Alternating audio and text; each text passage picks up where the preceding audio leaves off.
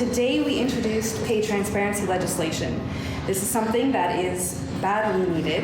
The BC government says it's taking steps to close the gender pay gap. The Ministry of Finance says new pay transparency legislation will soon require all employers to include wage or salary ranges on all publicly advertised jobs. The transparency legislation will not only empower employees and job seekers to better understand the situation with regard to the pay gap, but it will also encourage employers to be champion employers and be leaders. This legislation does almost nothing. SFU's Marjorie Griffin-Cohen says it's disappointing the province didn't go a step further and create pay equity legislation, which she says compares skill, responsibility, and working conditions of a job.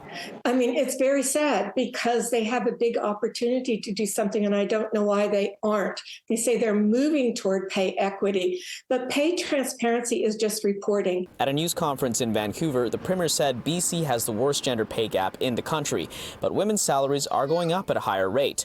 And he says this will narrow that gap even more. This first step is really about increasing the transparency of companies when they have differential wages for women and men. This is just one more step towards the goal we want to get to as a province of pay parity between women and men. If passed, BC Public Service Agency and Crown corporations with more than 1,000 employees, including ICBC, BC Hydro, WorkSafe BC, and BC Transit, will have to post salaries starting November 1st.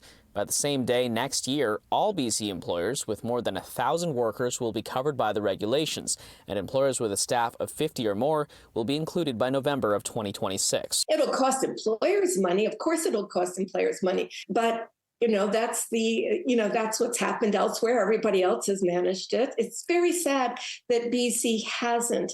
In Vancouver, Kier Junos, City News.